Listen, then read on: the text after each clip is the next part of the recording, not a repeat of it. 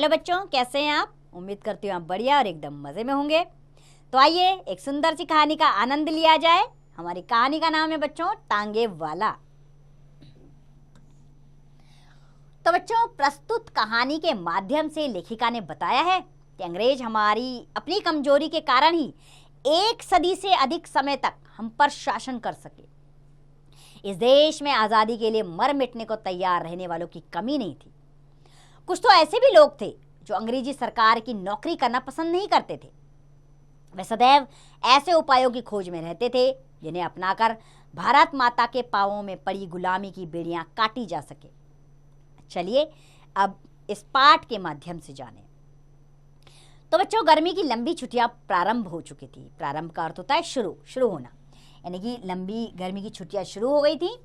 इन गर्मियों की छुट्टियों में मेरे कुछ मित्रों ने कश्मीर जाना तय किया था। इस प्रस्ताव का सबसे अधिक समर्थन हुआ था मेरे द्वारा, अर्थात मैंने सबसे ज़्यादा समर्थन किया था कि हाँ, कश्मीर चलते हैं। हम लोग जाने की पूरी तैयारी भी कर चुके थे, लेकिन यात्रा के 2 दिन पहले अचानक मेरे मित्र रामकृष्ण का एक आवश्यक पत्र आ गया।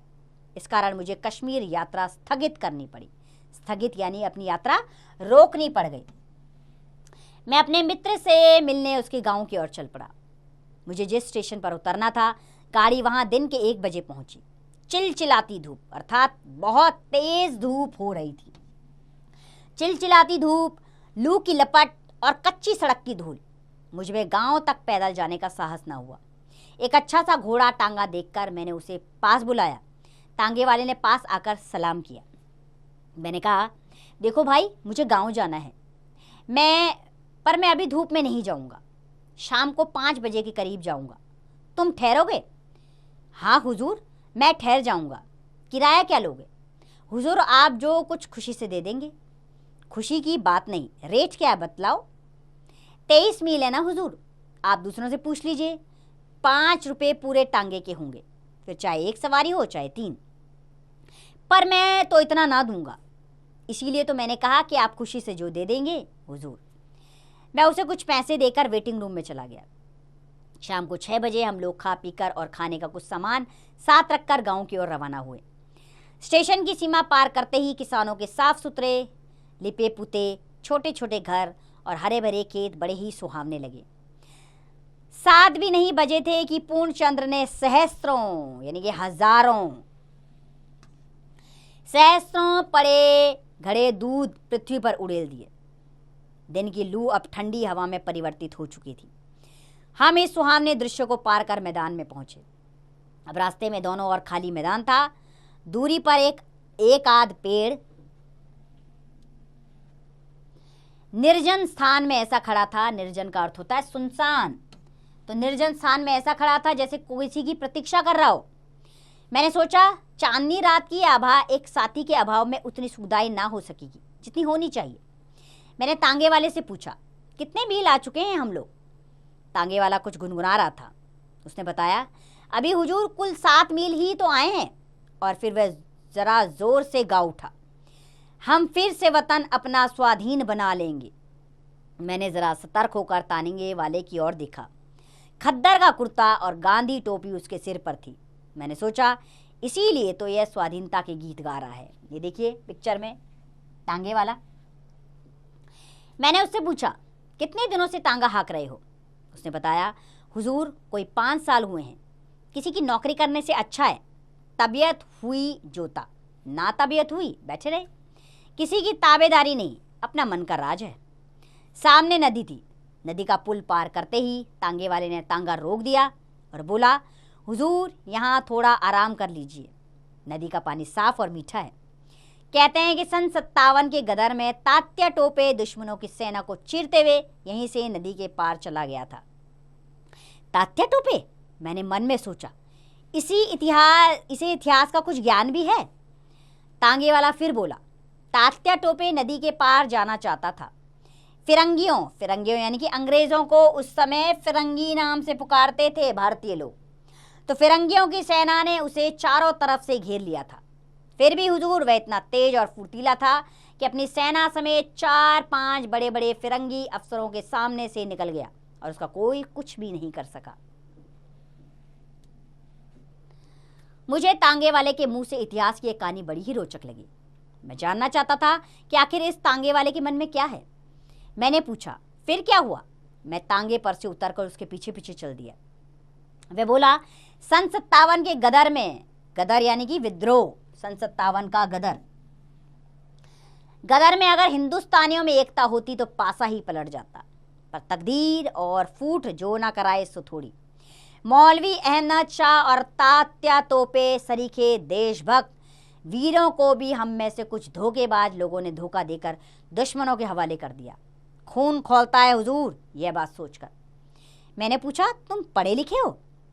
यह उत्साह के साथ बोला, बहुत कम हुजूर, हिंदी अच्छी तरह पढ़ लिख लेता हूँ, अंग्रेजी भी थोड़ी जानता हूँ, पर हुजूर जब से 57 के गदर का इतिहास पढ़ा और फिरंगी कैसे आए और कैसे सारे हिंदुस्तान में फैल गए यह जाना, तब से हुजूर बदले की भावना से रात दिन जलता रहता हूँ। सरकारी नौकरी इसीलिए नहीं की, मेरे पिता डिप्टी कलेक्टर के दफ्तर में चपरासी थे, मुझे वह जगह मिल रही थी, मैंने ठोकर मार दी, माँ बाप नाराज़ हो गए, मैंने घर ही छोड़ दिया और तब से यहाँ हूँ। यह तांगा चलाता हूँ, पर तांगे पर भी किसी फिरंगी को बैठाकर तांगा ना हाँकूंगा। क्यों? फिरंगी को ना बैठाने की कसम क्यों खा ली है? सारे हिंदुस्तान में गदर के समय इन फिरंगियों ने क्या कम जुल्म किए थे? गांव के गांव जला दिए, औरतों को बेइज्जत किया, निरपराध लोगों के तोपों से मुंह से बांधकर उड़ा दिया। फिर सन 57 की दूर की बात जाने दीजिए, अभी कल की बात है, पंजाब में उन्होंने क्या कम किया है? जलियांवाला बाग को कौन भूल पाएगा? घाव ताज़ा है हुजूर, इन फिरंगियों को देखते ही उन पर नमक पड़ जाता है, इसलिए मैंने कसम खाई है इन्हें तांगे पर कभी नहीं बिठाऊंगा। मेरा मन इनसे बदला लेने के लिए बाल बाल उमड़ता है। इतने में हम नदी किनारे पहुंच गए। मैं एक चट्टान पर बैठ गया, पास ही एक दूसरी चट्टान पर तांगे वाले खड़ा था। उसने लोटा भर पानी लाकर मेरे पास रखा। मैंने कहा, नहीं जी, मैं तो नदी पर ही हाथ मुंह धोऊंगा, पर हाँ, तुम्हारे विचार तो क्रांतिकारियों के से हैं। तुम्हारा नाम क्या है? किसी क्रांतिकारी को जानते हो? वह बताने लगा, मेरा नाम रामदास है। किसी क्रांतिकारी को तो नहीं जानता, नाम सुने हैं, उन लोगों के जीवन चरित्र पढ़े हैं। जीवन चरित्र यानी कि उनके जीवन के विषय में पढ़ा है, पर उन लोगों में भी मुखबिर, मुखबिर यानी कि अपने बीच में रहकर खबर देने वाला, उसको कहते हैं मुखबिर। मुखबिर बनने वालों की कमी नहीं हुजूर, नहीं तो उन लोगों ने भी अब तक कुछ कर लिया होता। महात्मा गांधी के सत्याग्रह आंदोलन में भी बहुत दिनों तक शामिल रहा हूँ, 2 बार जेल भी हो आया हूँ, पर तबीयत नहीं मानती। मेरे अंदर से तो जैसे कोई पुकार उठता है, गदर, सन 57 का दृश्य फिर एक बार दोहराया जाए, इन फिरंगियों से कसकर बदला लिया जाए, तभी हमारा और हमारे देश का उद्धार होगा। मैंने कहा, हम निहत्थे कैसे बदला ले सकते हैं रामदास? सन 57 की बात तो कुछ और ही थी, तब हमारे पास हथियार थे, अब तो हम लोग बिल्कुल पंगु कर दिए गए हैं। तांगे वाला बोला, यही तो बात है, हमने जुबान खोली कि हमारे ही भाई बंधु हमें गिरफ्तार करने पहुंचे, हमारे ही में से ही हमें सजा सुनाने वाले आए, हम में से ही हम पर पहरा रखने लगे। अगर ये ही सब एक मत होकर एक साथ काम करे तो हुजूर हथियार उठाने का भी काम नहीं, हमारा स्वराज हमारी मुट्ठी में जानिए। स्वराज यानी कि हमारा अपना राज, हमारी आज़ादी हमारी मुट्ठी में होगी। लेकिन 10 अगर सच्चे मन से काम करने को तैयार रहें तो 20 धोखा देने के लिए तैयार रहेंगे। अगर हिंदुस्तानियों में एकता होगी तो क्या मुट्ठी भर विदेशी हम पर शासन कर पाते? तांगे वाले ने एक दीर्घ सांस ली, दीर्घ यानी कि एक लंबी सांस ली उसने, और हम दोनों उठकर नदी तक गए। खाना खाकर हाथ मुंह धोकर हम लोग फिर से तांगे पर आए। तांगे वाला ना जाने कितनी बातें मुझे बतलाता रहा।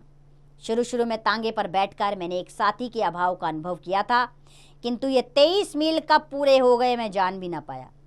गांव में पहुंचकर तब तांगे वाले ने मुझसे पूछा, यही गांव है? किसके मकान पर चलना है? तब मैंने जाना कि 23 मील की यात्रा समाप्त हो गई। तो बच्चों, सुभद्रा कुमारी चौहान द्वारा लिखित ये कहानी, आइए सुभद्रा कुमारी चौहान का जीवन परिचय भी जान ले। तो श्रीमती सुभद्रा कुमारी चौहान हिंदी की सुप्रसिद्ध कवित्री और लेखिका थी।